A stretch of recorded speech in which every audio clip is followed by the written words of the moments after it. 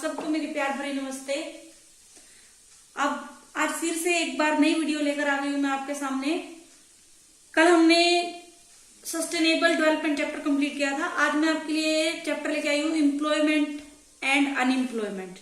ठीक है, तो वीडियो स्टार्ट करने से पहले जिन्होंने मेरे चैनल को सब्सक्राइब नहीं किया वो सब्सक्राइब कर ले और बेल आइकन को भी प्रेस कर ले ताकि मेरी आने वाली नई नई वीडियो का आपको पता चलता है। ठीक है, तो स्टार्ट करते हैं। देखो, एम्प्लॉयमेंट यानी रोजगार और अनएम्प्लॉयमेंट बेरोजगार, बेरोजगारी कह लो, रोजगार कह लो, है ना। यानी एम्प्लॉयमेंट रोजगार एंड अनएम्प्लॉयमेंट बेरोजगारी। ठीक है, आप देखो एम्प्लॉयमेंट क्या है। Employment it is the number of people या percentage of people who have jobs. यानी जो कोई ना कोई काम करते हैं वो क्या है, एम्प्लॉयमेंट है। मतलब एक्टिविटी में लगे हुए। एक्टिविटी कौन सी, इकोनॉमिक एक्टिविटी कह लो आप। ठीक है, employment is the number of people या percentage of people who have jobs. ठीक है, अब देखो अनएम्प्लॉयमेंट क्या है। इसमें देखो दो चीजें हैं। एक तो सबसे क्या है, पर्सन्स या कह लो या नंबर ऑफ पर्सन्स कह लो, क्या हो सबसे पहले तो वो विलिंग हो। ठीक है, विलिंग हो यानी क्या हो, विलिंग हो यानी उनको काम करने की इच्छा होनी चाहिए।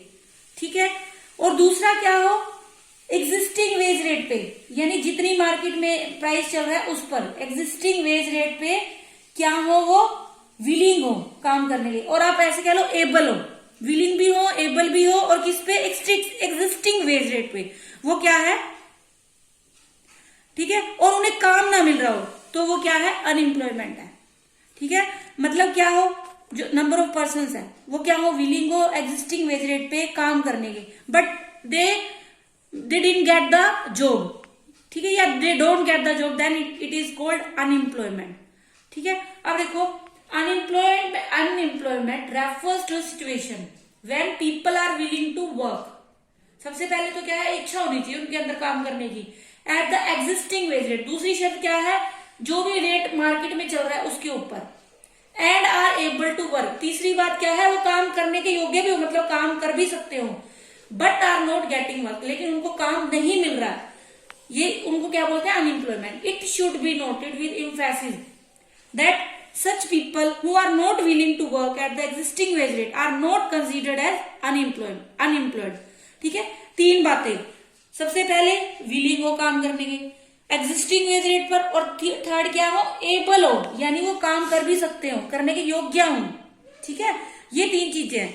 अगर देखो उनको काम मिल रहा है लेकिन वो क्या है, विलिंग नहीं है, वो काम करना ही नहीं चाहते हैं, तो हम उनको अनएम्प्लॉयमेंट नहीं कहेंगे। ठीक है, ऐसे लोग जो who are not willing to work at the existing wage rate are not considered as unemployed. तीन चीजें, विलिंग हो, एबल हो, और किस पे, एग्जिस्टिंग वेज रेट पे, तो वो क्या है, अनएम्प्लॉयमेंट है। और उनको क्या ना मिल रहा हो, काम ना मिल रहा हो, मतलब काम वो करना चाहते हैं एग्जिस्टिंग वेज रेट पे और वो एबल भी है लेकिन उन्हें काम नहीं मिल रहा, तो वो क्या है, अनएम्प्लॉयमेंट है। ठीक है, कुछ लोग होते हैं ना कि काम करने की इच्छा नहीं है, ऐसे पड़े रहते हैं, उनको हम नहीं कहेंगे अनएम्प्लॉयड। ठीक है, उनको हम बेरोजगार नहीं कहेंगे। ठीक है, बस आपने मेन चीज, तीन चीजें ध्यान रखनी है इसके अंदर, विलिंग टू वर्क, एबल, और किस पे, एग्जिस्टिंग वेज रेट पे, but they are not getting work. ठीक है, but are not getting work, that is called unemployment. ठीक है, अब देखो next term, worker is an individual, यानी एक अकेला बंदा कह लो, एक पर्सन कह लो, who is engaged in some production activity, यानी वो किसी न किसी प्रोडक्शन एक्टिविटी में लगा हुआ, तो वो क्या है, वर्कर है।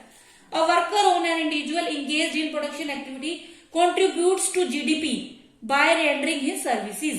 मैंने वही बात, अगर कोई भी वर्कर है वो क्या कर रहा है, कोई भी आदमी वो अगर प्रोडक्शन एक्टिविटी में क्या कर रहा है या इकोनॉमिक एक्टिविटी में पार्टिसिपेट कर रहा है तो वो क्या है, वर्कर है। यानी वो क्या कर रहा है, जीडीपी में क्या कर रहा है, कंट्रीब्यूट कर रहा है। ठीक है, तो वो क्या है, वर्कर है। ठीक है, वर्कर को दो में बांट दिया हमने, वर्कर के टू है, सेल्फ एम्प्लॉयड और हायर्ड वर्कर।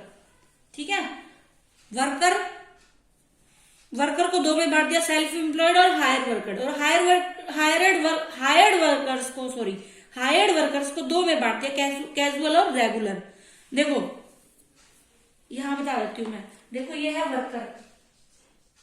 ठीक है, वर्कर को दो में बांटा हमने। ठीक है, हायर्ड और कैजुअल। ठीक है, एक मिनट। वर्कर, इसको बांटा हमने दो में, सेल्फ एम्प्लॉयड और हायर्ड। ठीक है, हायर्ड को हमने दो में बांटा, कैजुअल और रेगुलर वर्कर। ठीक है, वर्कर को दो में, सेल्फ एम्प्लॉयड और हायर्ड। यानी सेल्फ एम्प्लॉयड जो खुद का बिजनेस करते हो, मतलब खुद का कोई काम है उनका, और हायर्ड जो मतलब दूसरों को यहाँ अपनी सर्विसेज देते हैं, बदले में उनको क्या मिलता है, सैलरी या वेजेस मिलती है। इसको हम दो में बांटते हैं, कैजुअल और रेगुलर। रेगुलर मीन्स जो मतलब डेली रूट उसके है, मतलब इनको क्या मिलते हैं, बेनिफिट्स मिलते हैं, सोशल सिक्योरिटी, और इनको वो नहीं मिलते। इनको आप कह सकते हो ये अनस्किल्ड होते हैं और ये स्किल्ड होते हैं। ठीक है, अब देखो एक बार दोबारा से, वर्कर आ गया, उसके बाद देखो दो हो गए, सेल्फ एम्प्लॉयड और हायर्ड वर्कर। सेल्फ एम्प्लॉयड कौन है, those workers who are engaged in their own business, यानी उनका खुद का क्या है, खुद के बिजनेस में एंगेज है, वो कुछ भी हो सकता है वो। ठीक है, hired workers, those workers who work for others, यानी जो दूसरों के लिए काम करते हैं। They render their services to others and as a reward get wages salaries, यानी वो दूसरों के लिए काम करते हैं और बदले में क्या लेते हैं, सैलरी मिलती है या वेजेस मिलती है, या किसी अदर काइंड में भी उनको वो पे कर सकते हैं। ठीक है, जैसे स्कूल में टीचर है, वो क्या है, हायर्ड वर्कर है। ठीक है, अब देखो हायर्ड वर्कर को दो में बांट दिया, कैजुअल वर्कर और रेगुलर वर्कर। इन दोनों में डिफरेंस क्या है, जो कैजुअल वर्कर है ना वो अनस्किल्ड माने जाते हैं, ऐसे कह लो, और जो रेगुलर है वो स्किल्ड होते हैं। दोनों में एक और डिफरेंस है कि इनको तो क्या है, सोशल सिक्योरिटी का कोई बेनिफिट नहीं मिलता है। सोशल सिक्योरिटी में जैसे पेंशन आ जाती है, ग्रेजुटी आ जाती है, और वो प्रोविडेंट फंड वगैरह आ जाता है, वो फैसिलिटी नहीं मिलती इनको। और रेगुलर वर्कर्स को ये फैसिलिटी मिलती है, पेंशन हो गई, ग्रेजुटी हो गई, और प्रोविडेंट फंड वगैरह हो गया, वो मिलता है। ठीक है, casual workers, these are the daily wages, daily wagers हैं ये। They are not hired by their employers on regular basis. ठीक है, मतलब ये रेगुलर बेसिस पे हायर नहीं किए जाते, डेली वेजर्स होते हैं। They are not given social security benefit, इनको क्या है, सोशल सिक्योरिटी का बेनिफिट नहीं मिलता, ये ध्यान रखना है आपने। और ये क्या होते हैं, मेजरली मतलब अनस्किल्ड माने जाते हैं। ठीक है, रेगुलर वर्कर्स ये स्किल्ड होते हैं, और ये क्या होते हैं, permanent payroll of their employer, यानी वो परमानेंट बेसिस पे होते हैं, रेगुलर बेसिस पे होते हैं।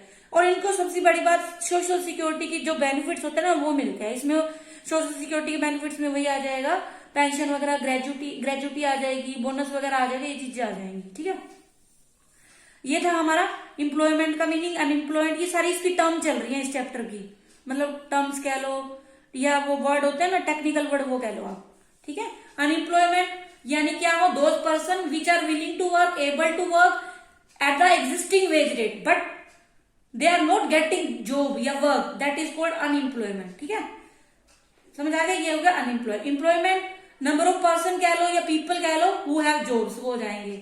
उसके बाद वर्कर कह दो, एनी पर्सन हु इज या any individual who is engage in a job, यानी किसी भी जॉब में वो काम कर रहा है या प्रोडक्शन एक्टिविटी में काम कर रहा है, वो क्या है, वर्कर है।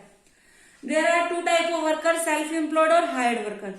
Self employed means those are engage in own business, and hire worker those are working for other and they render their services to others and giving the reward as a wages and salaries। ठीक है, आगे hired worker को दो में बांटा है, casual worker और regular worker. ठीक है, कैजुअल और regular. Casual they are not permanent, या रेगुलर बेसिस पे नहीं होते। ये कौन होता है, रेगुलर बेसिस पे होते हैं। इनको सोशल सिक्योरिटी के बेनिफिट्स नहीं मिलते, इनको मिलते हैं। ये अनस्किल्ड होते हैं और ये स्किल्ड होते हैं।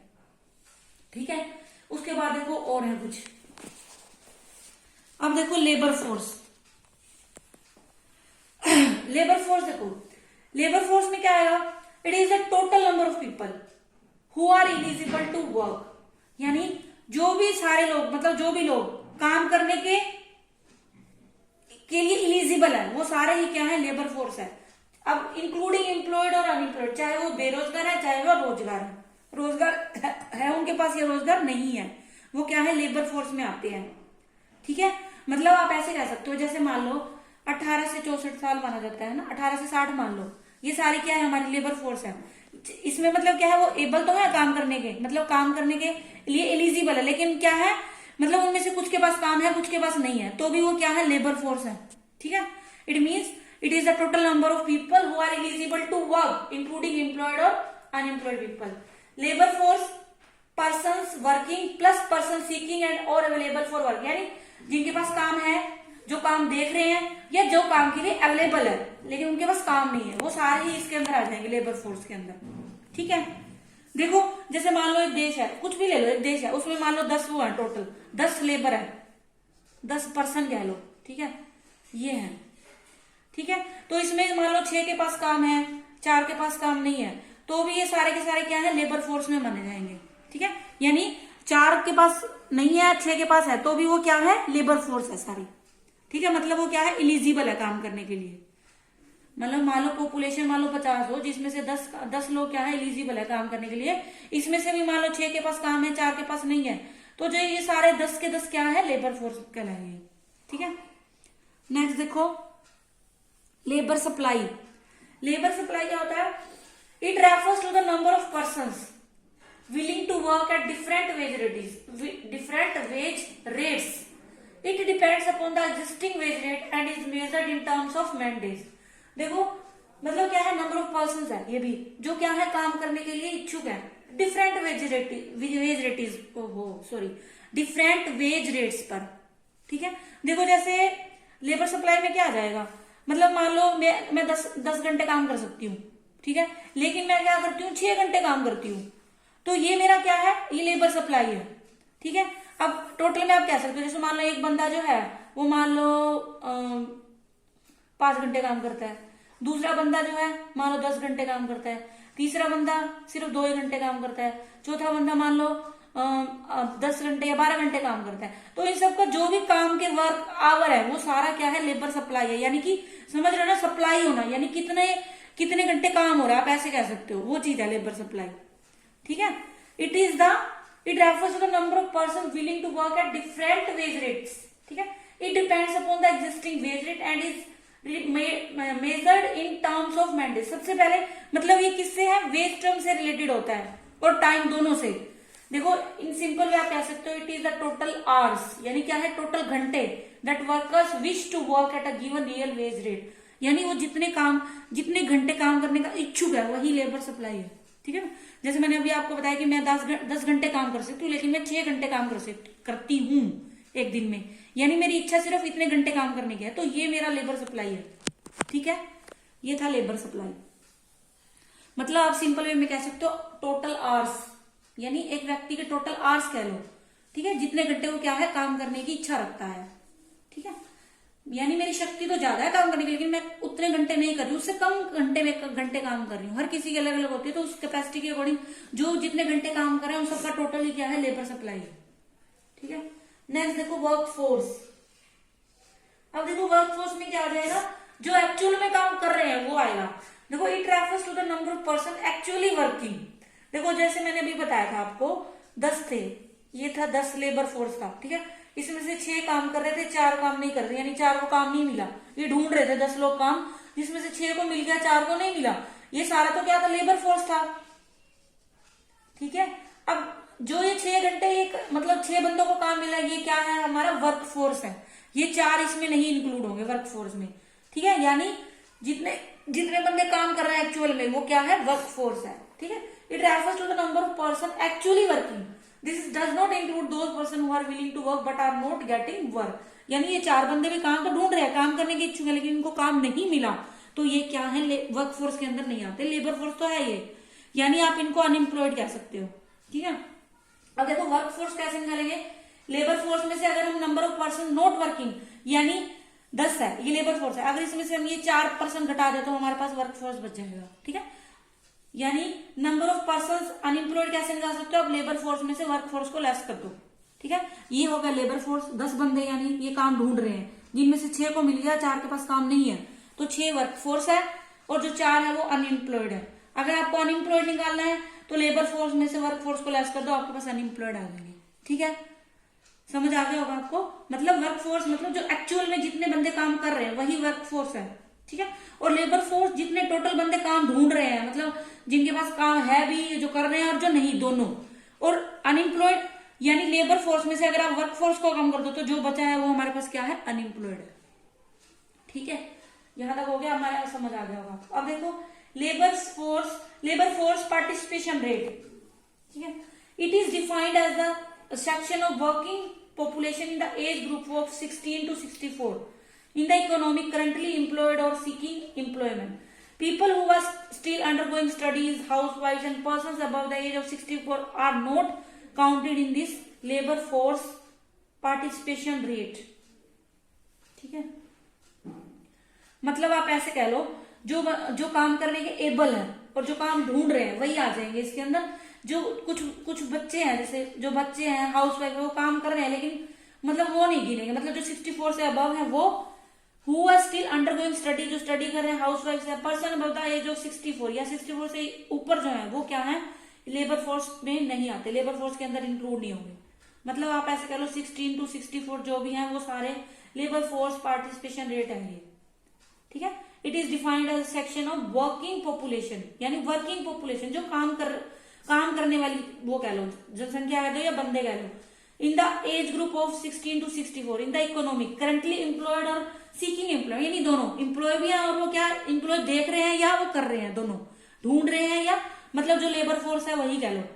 ठीक है, इसमें से वो चीज निकाल दो जो बच्चे हैं, मतलब जो हाउसवाइफ है या जो 64 से अबव है वो इसके अंदर इंक्लूड नहीं होंगे, बाकी सारे आ जाएंगे इसके अंदर। वो आ जाएगा लेबर, देखो नाम से पता चल रहा है पार्टिसिपेशन रेट, यानी कि जो लेबर फोर्स के अंदर क्या है पार्टिसिपेट कर रहे हैं वो क्या है। ठीक है, ये था हमारा आज का टॉपिक, बाकी कल कंटिन्यू करेंगे। आई होप आपको अच्छे से समझ आया होगा, ये थोड़ा सा कंफ्यूजन वाला है। ठीक है, इसको अच्छे से एक बार और देख लेना, नहीं आएगा तो कल एक बार और देख लेंगे अच्छे से ये। ठीक है, और अच्छे से समझ आ जाएगा। ठीक है, तो आप मेरी वीडियोस को पूरा देखें, लाइक करें, शेयर करें। Thanks for watching.